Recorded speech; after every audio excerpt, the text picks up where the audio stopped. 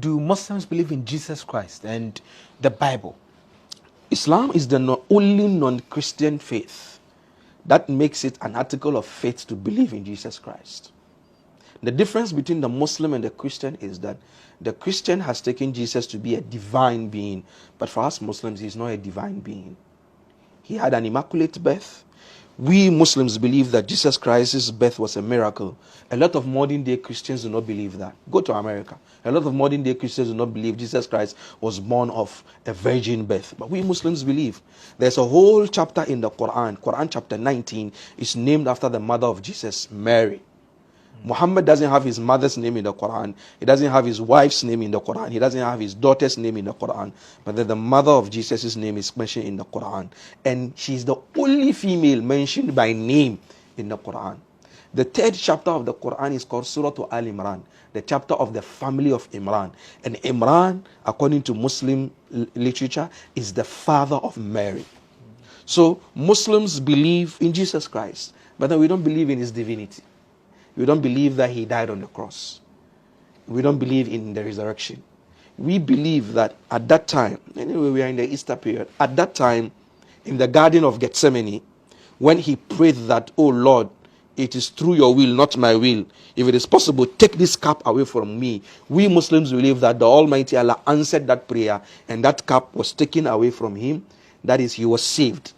It was rather Judas Iscariot who was hung on the cross, according to Islamic literature. So Jesus was saved right there in the garden. In the garden when the Romans came in. When the Romans came in, because Judas Iscariot came to point who was he. Even in the Bible, they said he came to kiss him, and kissing him is that he is Christ. So take him away. We Muslims believe that when he came in, an angel stood between him and Jesus, and he didn't see Jesus. So the angel just, touched his face, and then he gave him the likeness of Jesus. So when he went to tell the Romans that, no, Jesus is not in there, some of the Roman guards who knew him said, "Shut up, you are Jesus. You are telling us Jesus is not in there." So they took him away, and then they crucified him. And Jesus was lifted up into the heavens. So we Muslims believe he's still alive. He's in heaven. At the end of time, he will come back. And then he will come at a time whereby there is chaos and destruction and disaster on the surface of the earth. And then he will come with mercy and justice. And then he will reign as a king on the surface of the earth. So you believe in the second coming? We believe in the second coming of Christ in Islam. We believe in that. Okay. We believe he's the Messiah. We believe he's the Christ. We believe he's a man of God who did miracles when he came. In the Bible, the first miracle that Jesus Christ did was he turned water to wine. For us Muslims, the first miracle he did was that he spoke as a baby. The very first day he was born. His mother, she was a pious woman. They knew her, and then they just saw her with a fresh baby, and it's like, but you, hey, Mary, sorry, and you're going to get pregnant. And the baby just spoke. No. My mother didn't fornicate to give birth to me. I am a very different child. I was sent by God. I'm here to do this. I'm here to do this. I'm here to do this. So in the Quran, his first miracle was that he spoke as a baby.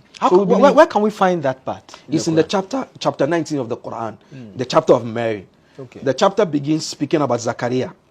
Zachariah we have in the Bible. Yes, the chapter begins about speaking about him and speaking about the birth of John the Baptist. We have it in the Quran. And then he comes to speak about the birth of Jesus Christ too in the Quran. So do Muslims believe in the Bible? We believe in the Bible. We believe in the Bible. But the problem is that this Bible that we have, with all due respect to Christians, there are a lot of things in there that originally God didn't put in there. For example, the Catholics have a Douay Bible, which is about 79 chapters. The Protestants have 66. So who sat down and then took out 7 books out of the Bible, or took out those books and said, those books are apocrypha, they are not supposed to be in there? Who did that? Why will God reveal something and someone will sit somewhere and say, oh, these books do not qualify to be? So that's where we have but we believe that God revealed a book to Jesus, which is called the Gospel. Injil, that's what we mentioned. We never call it Injil. Yes, God revealed a book called Torah to Moses, which is called Pentateuch, the first 5 chapters of the Old Testament. We believe God revealed Zabur, the Psalms, to David. We believe that even Abraham had a book that is called Sohuf Ibrahim.